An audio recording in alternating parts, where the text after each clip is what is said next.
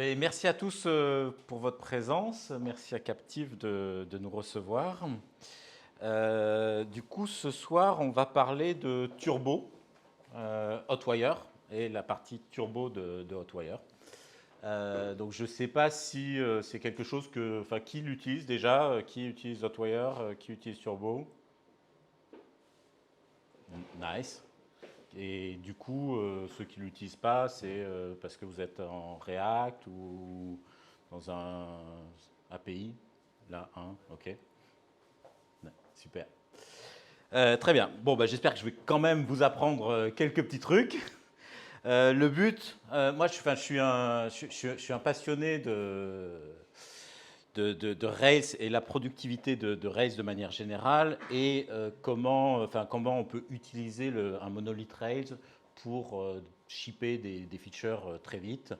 Et c'est vrai que les derniers outils qu'on a maintenant dans Turbo ont à la fois un côté qu'on va voir aujourd'hui où en fait on a une impression de temps réel des animations et tout ça, mais aussi ça permet de vachement gagner de temps en termes de développement. Donc j'espère que je vais vous partager mon enthousiasme. Donc à mon propos, alors je suis Adrien Poli, donc je travaille chez Plume. Plume, on est une NetTech. Notre mission, c'est de faire écrire les enfants. Voilà, ça a été fondé par une professeure de français, Aude Guénaud. Et donc c'est une application à destination des enfants entre CP et 6e. Et on cherche à développer leurs capacités en expression écrite. Voilà. Sinon, peut-être que vous avez déjà croisé sur quelques projets open source. J'ai été très impliqué dans les débuts de Stimulus, ce qui m'a valu d'être maintenant committer sur le repo, même s'il n'y a plus trop d'activité aujourd'hui sur Stimulus, c'est plus sur Turbo qu'il y a des changements. Donc je fais plus un peu de triage des issues, des choses comme ça. J'avais créé un package qui s'appelle Stimulus Use, qui venait en complément de Stimulus, à une époque où Stimulus était un petit peu figé et tout ça, donc ça permettait d'ajouter des extensions, un peu des plugins. Enfin, c'était inspiré. J'avais fait un copycat de React Use dans l'environnement Stimulus. Et un peu plus récemment, j'ai lancé un projet qui s'appelle Ruby Video Dev, donc qui a pour vocation d'indexer toutes les vidéos des conférences Ruby passées. Alors, j'ai pas mal de RailsConf qui sont indexés, un petit peu de RubyConf. Il y a encore un gros travail à faire d'indexation, d'aller récupérer les métadonnées, de les indexer, d'améliorer la recherche. Voilà. Bon, en fait, c'est inspiré d'un projet qui existe dans le domaine de Python, qui s'appelle Python Vidéo, je ne sais plus comment ça s'appelle. Et voilà. Alors, parlons de Turbo. Ce soir, on va commencer par, on va utiliser une petite application qui est une application un peu, c'est un CRUD. C'est une application de shopping list. Je sais pas pourquoi ça. En fait, c'est venu, donc c'est une application de démo que j'ai fait. C'est venu d'un besoin qu'avait ma femme, qui est décoratrice et qui avait besoin de pouvoir lister des produits pour ses clients-clientes.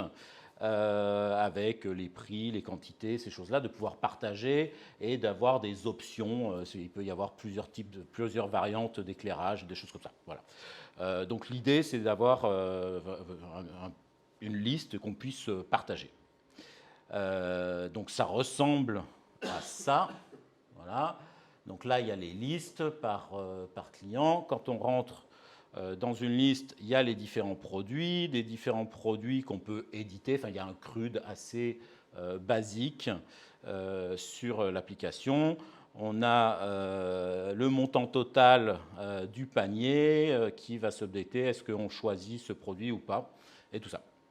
Donc là, je suis sur une application, vous pourrez regarder le code, c'est vraiment des contrôleurs c'est quasiment que du scaffold. C'est quasiment que du scaffold, on a encore les commentaires d'un bon vieux scaffold. Voilà. Donc le premier truc très rapide qu'on peut faire là-dessus, c'est d'activer ce qu'on appelle le Turbo Drive, donc c'est d'intégrer Turbo.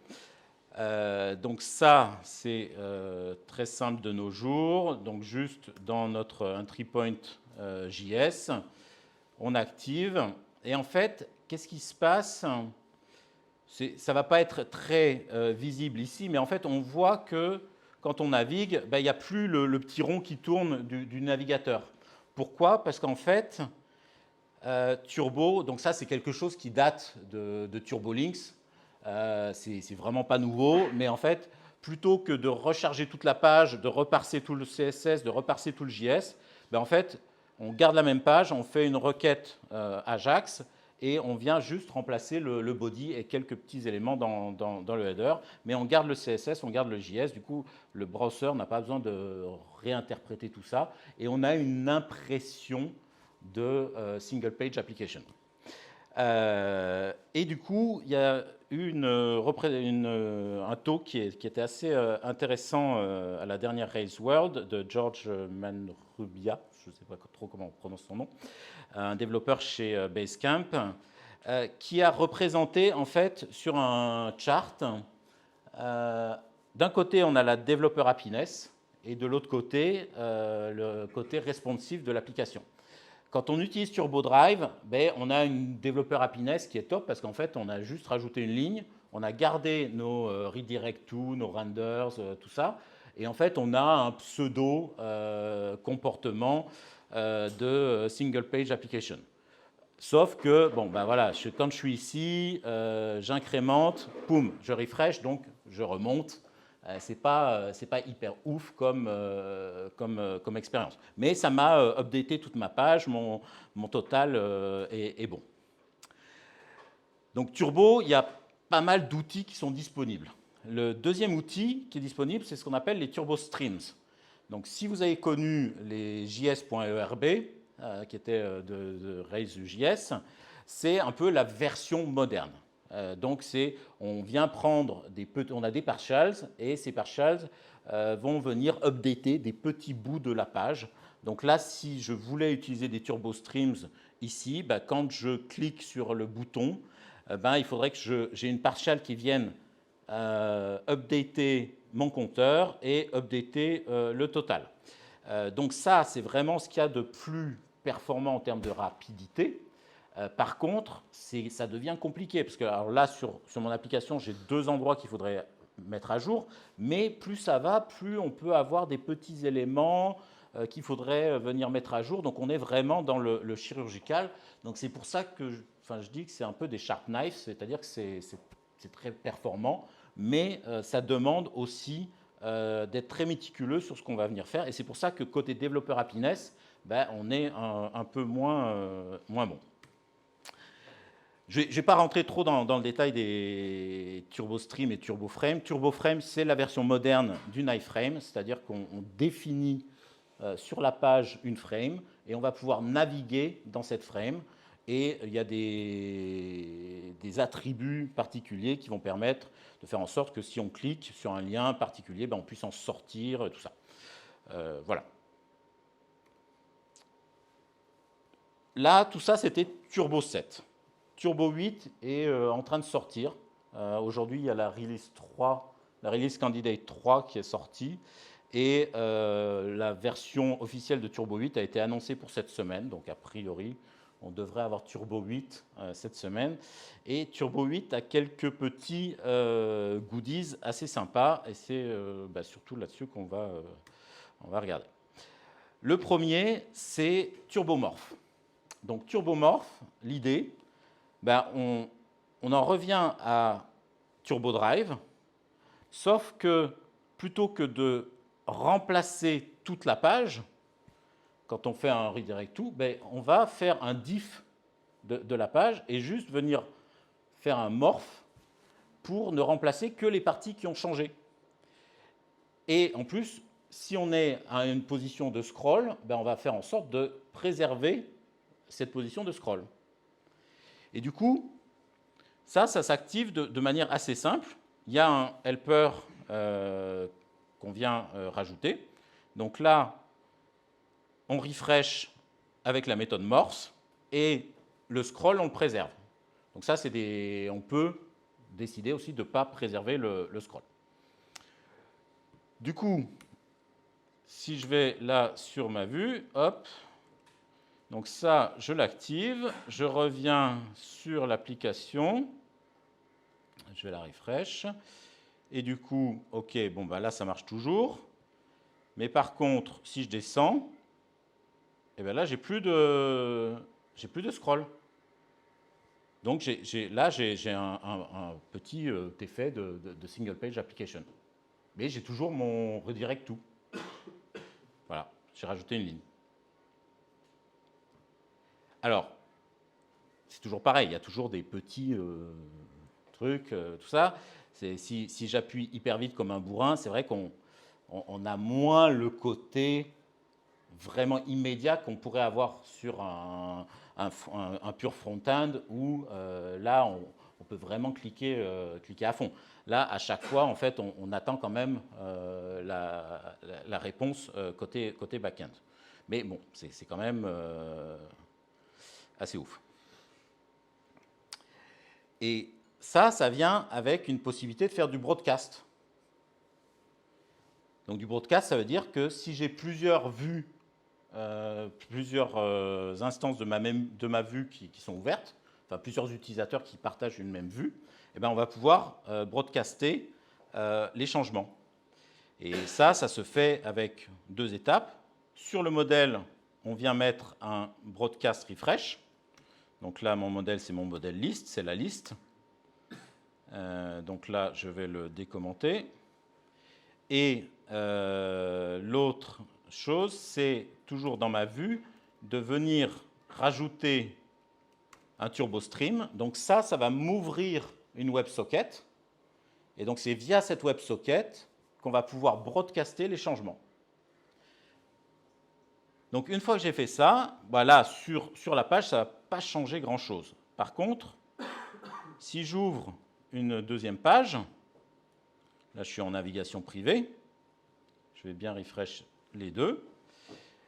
Du coup, là, en fait, maintenant les deux sont synchrones.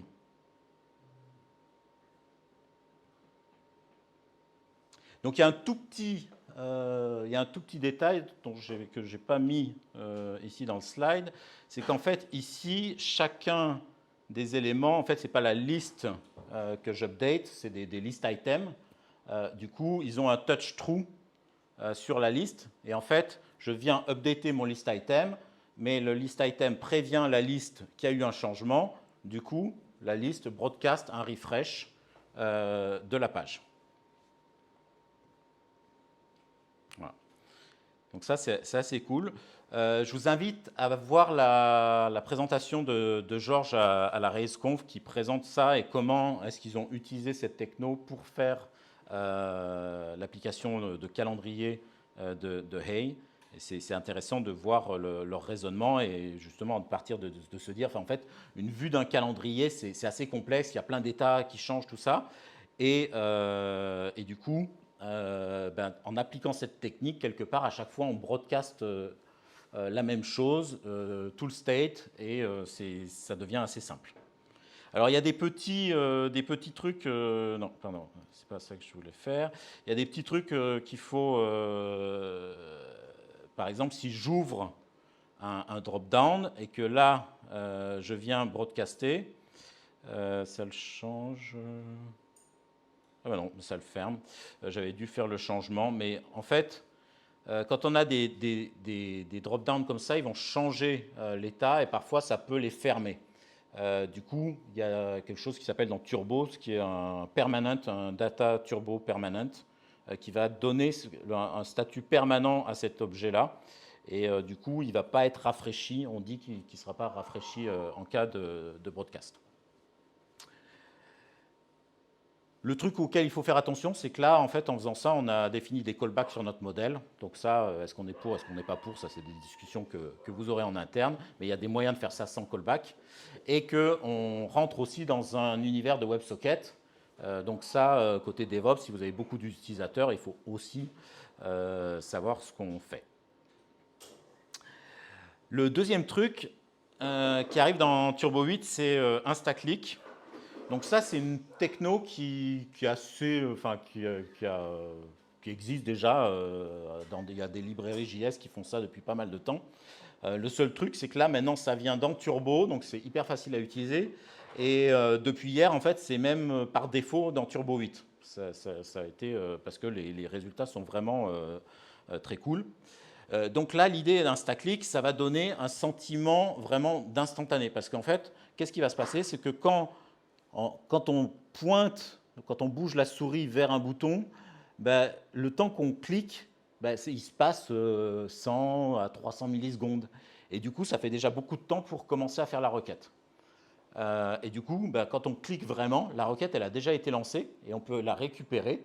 Et on a une notion d'instantané. Et du coup, ce qui fait que là, eh ben, nos body replacement ou le turbomorph qui étaient un petit peu moins responsive que les turbostream, bah en fait, on a vraiment une impression de rapidité. Donc ça, pour l'activer, eh ben, c'est juste une balise méta à mettre à true. Mais ça, en fait, c'est même plus vrai depuis hier parce que ça va être par défaut. Donc là, si je vais dans mon head, on va activer ça. On va activer ça. Ce qu'il faudrait faire ici, c'est peut-être dans mon application controller, je voudrais peut-être mettre un before action, d'où, je sais pas, je vais peut-être mettre un sleep 0.5 parce que je suis en local, donc forcément ça va pas être. Ah oui, pardon. Ça c'est ma grande spécialité, les typos. Du coup, voilà, si je navigue, en fait, j'ai beau avoir 0,5 secondes de delay, j'ai quasiment un affichage immédiat. Ça, c'est un site qui l'intègre. Et là, c'est vraiment sur un truc web. Et en fait, même si je suis sur, en plus je suis sur mon téléphone là parce que le Wi-Fi est pas ouf. En fait, on a vraiment ce côté très très instantané de la requête.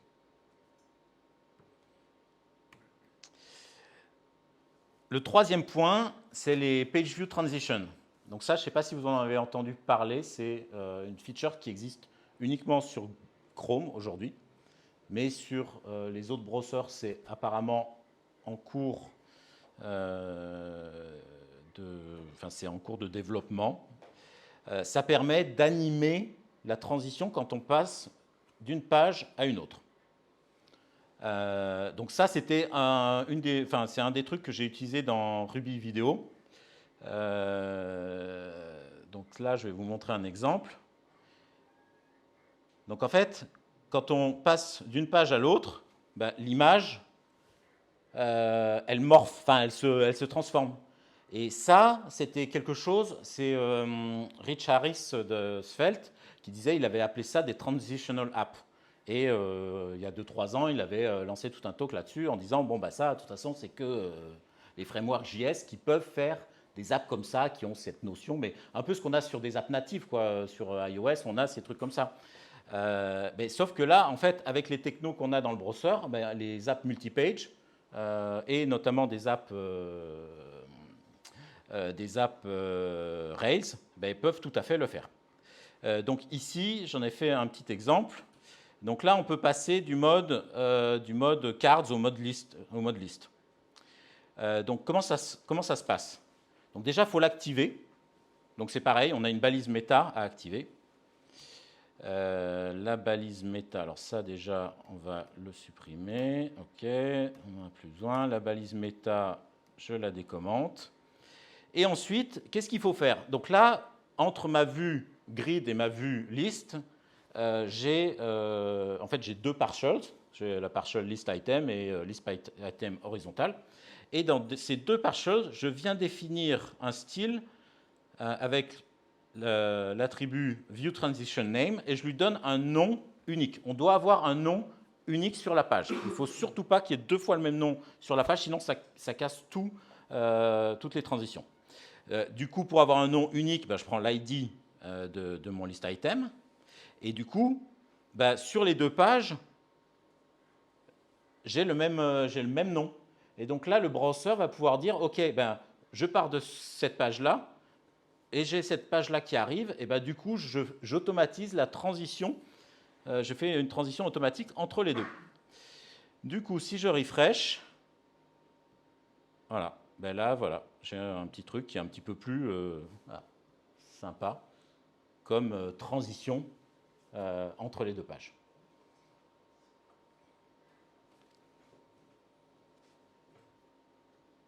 Voilà. Alors le one morphing, on ne le fera pas aujourd'hui. Je voulais vous parler de Turbo Native. Donc ça, c'est la possibilité après de pouvoir faire une application native.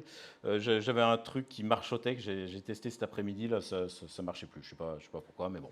Voilà, c'est classique, c'est l'effet démo. Je ne fais pas non plus du Turbo Native tous les jours. Je vous ai mis quand même 2 repos. Joe Masilotti, qui est vraiment, on l'appelle le Turbo Native Guy. Il a un blog, il a une newsletter. Si ça vous intéresse, c'est vraiment la personne à suivre. Et Nixon Lazaro, lui, il a fait un initializer. Pardon. Donc, c'est vous lancez une ligne de commande et ça va vous générer un template d'application Turbo Native pour commencer à tester. Voilà. Là aussi, à la Rails World, il y a 2 ou 3 talks sur Turbo Native qui sont assez intéressants si ça vous intéresse.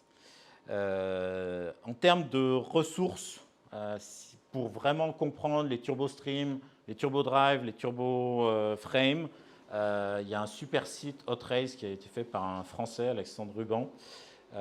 Pour moi, c'est vraiment la meilleure ressource si vous voulez apprendre les streams, les frames et tout ça. Ça ne couvre pas toutes les nouveautés de Turbo 8, mais c'est super.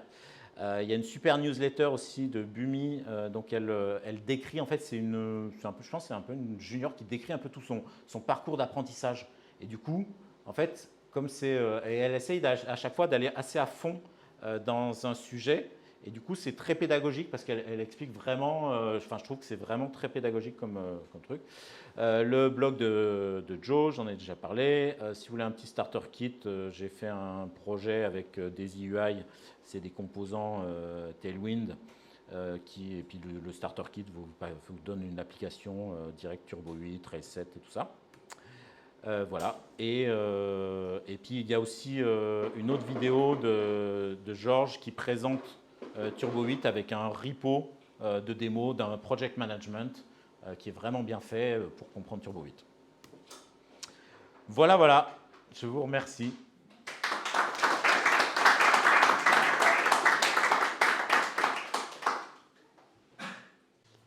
Merci pour ton talk. Je ne sais pas si ça marche. C'est bon. Ok, merci pour ton talk. Moi, j'avais une petite question pour les pages morph. Tu as dit qu'il faut ajouter une balise. Tu l'as ajouté en haut de ta page. Je me demandais si on peut l'ajouter genre dans le layout en haut et puis partout. Est-ce que ça pose des soucis? Qu'est-ce qui se passe, quoi? Alors, de mes premiers tests, en fait, si tu pars sur une app neuve, il faut certainement mieux la mettre directement dans ton layout. Et puis tu vas voir un peu certains side defects parfois sur certaines pages. Si tu es sur une app existante, je pense qu'il vaut mieux juste mettre ça là où tu en as besoin et puis laisser les autres navigations tranquilles. Ok, d'accord. Merci. Typiquement, le fait de préserver la scroll position, des choses comme ça peut avoir des petits effets un peu strange. Ok, merci. Voilà. Merci beaucoup pour ton talk. Je me suis remangé l'effet Ruby c'est magique, mais avec ce talk-là, Turbo c'est magique, incroyable. J'ai juste une question, c'est est-ce que tu as pu implémenter tous ces nouveaux trucs sur ton app et est-ce que tu as vu des bottlenecks gros comme le monde ou pas? Parce que tu l'as dit toi-même, tu rajoutes une balise par-ci, une balise par-là, mais en dessous du manteau, ça fait des callbacks, ça fait des sockets. Est-ce que tu as eu des petites surprises à l'échelle? Est-ce que tu as rencontré des gros problèmes de performance ou en vrai, est-ce que c'est vraiment magique jusqu'au bout? Alors, déjà, sur les WebSockets, nous, on n'a pas spécialement de besoin, tu vois, on n'est pas en hyper collaboratif, donc on n'a pas spécialement le besoin qu'un élève update son truc et que ça vienne updater en temps réel le dashboard de son enseignant. Bon, s'il fait un refresh 5 minutes plus tard, c'est largement good enough. Donc, on n'a pas trop ce besoin d'utiliser beaucoup de WebSockets. On les utilise juste quand on a des traitements longs en background qui doivent venir broadcast un résultat sur l'élève.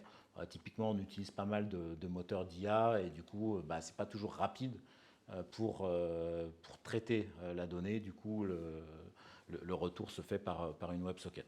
Après, voilà, c'est toujours pareil. Il y a, sur les apps existantes, ce n'est pas aussi facile d'implémenter tout de suite les nouveautés.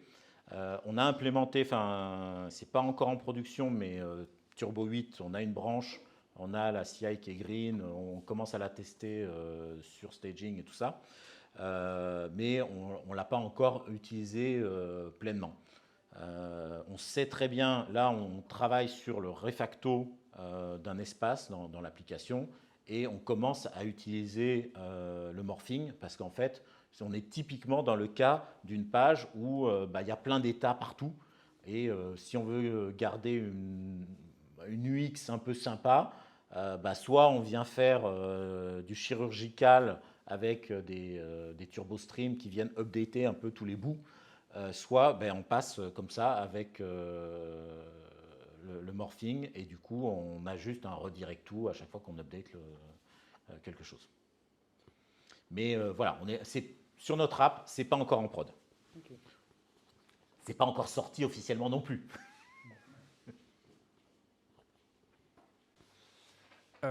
Du coup, merci pour le talk, c'était très cool. Moi, ma question, c'est plus une incompréhension à propos de Instant Click. Si j'ai bien compris, on vient prefetch les... En fait, j'aurais dû le montrer comme ça. Les éventuelles requêtes qu'on peut être amené à faire sur une page, mais du coup, comment ça marche? Est-ce qu'on prefetch tout ou est-ce qu'on prefetch celle sur laquelle la souris est? Et le premier cas, quels sont les problèmes de performance? Et le deuxième cas, même question dans ce cas-là. Attends, où est-ce que... voilà. En fait, tu vois là, à chaque fois que je over, je viens chercher ma page. Du coup, c'est juste en fait quand on over qu'on vient prefetch. Après, il y a un autre mécanisme dans Turbo qui existait avant. C'est le preload où là, en fait, par défaut, tu viens tout le temps chercher la page. Là, c'est vraiment juste quand tu t'approches d'un bouton. Voilà, je m'approche du new, je le fais. Il y a quelques réglages qui font que tu peux mettre un threshold qui fait que là, tu vois, si je passe rapidement au-dessus de plein de liens, je ne viens pas tous forcément les trigger. Et ce threshold-là, il est réglable pour aussi pas forcément envoyer 15 000 requêtes sur ton serveur.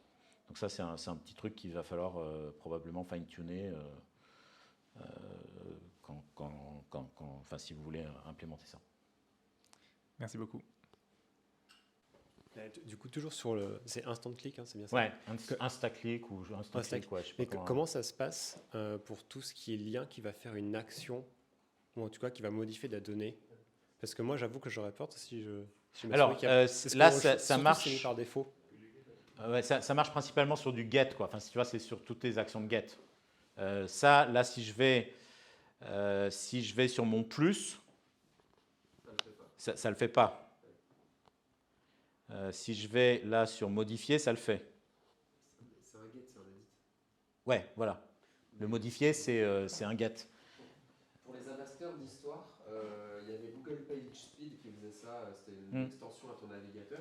Les gens, ils avaient une grosse liste. Ça a fetché tous les liens destroy. Et puis, tu n'avais plus rien dans ta liste, dans ton appli. Voilà. Donc, assez tôt, on s'est dit que quand on faisait ce genre de magie, pas pour les posts. Mais alors je sais plus. En fait, j'ai mis dans les slides la référence sur la PR. Alors il y a beaucoup des trucs que j'ai présentés aujourd'hui qui sont pas encore forcément dans la documentation officielle de Turbo. Du coup, c'est pour ça que j'ai mis les PR qui servent un petit peu aujourd'hui de documentation. Voilà, dans la PR qui est assez longue sur Instaclick, ça a fait couler pas mal d'encre, mais tout le monde était assez excité par la feature. En fait, il raconte certains edge cases qu'il peut y avoir justement sur tu visites une page, tu reviens plus tard, parce que là, en fait, sur l'app, je ne dois pas forcément avoir de cache d'activer, donc à chaque fois, je reviens fetcher une nouvelle page, mais si j'avais un cache qui était un petit peu mieux foutu, peut-être que j'aurais un 204 ou un no change, ou je ne sais plus comment on appelle ça. Et du coup, mais il peut y avoir des problématiques si sur une autre action, tu as changé le contenu de cette page-là, ton cache, il aurait peut-être fallu le supprimer. Voilà. Ok, merci. Du coup, j'ai pas enchaîner aussi. Et s'il y a des tunnels de conversion, par exemple sur des sites de e-commerce ou autres, on vérifie si les gens ont cliqué à tel endroit, puis tel endroit, et ont fait tel parcours. Est-ce que j'imagine que c'est peut-être le genre de choses qui a désactivé. Alors, je sais que, et ça, c'est un défaut. truc, nous, on utilise Ahoy pour faire des métriques d'application. Et je me suis posé la question de savoir comment ça allait se passer. Aujourd'hui, je n'ai pas de bonne réponse à vous apporter. Je n'ai pas encore vraiment regardé dans les détails, mais clairement, si vous avez un analytics back-end sur votre application, il peut y avoir des fausses requêtes qui seront générées par ça. C'est des vraies requêtes. Ouais. Non, mais oui, c'est des vraies requêtes. Mais du coup, il n'y a pas de différence avec un vrai clic et un hover parce que depuis tout à l'heure, tu as employé le mot prefetch ou préparer la requête. Mais du coup, je ne sais pas si c'est volontaire ce wording-là, mais du coup, est-ce qu'il fait vraiment la requête? Est-ce que c'est une action qui est différente? Il fait vraiment la requête. Tu as vraiment. Là, tu vois, ça retourne un 200. Il n'y a rien dans les headers qui indique que c'est juste une préparation.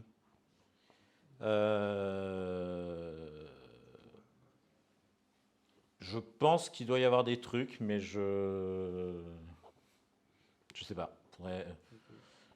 Faudrait regarder en détail.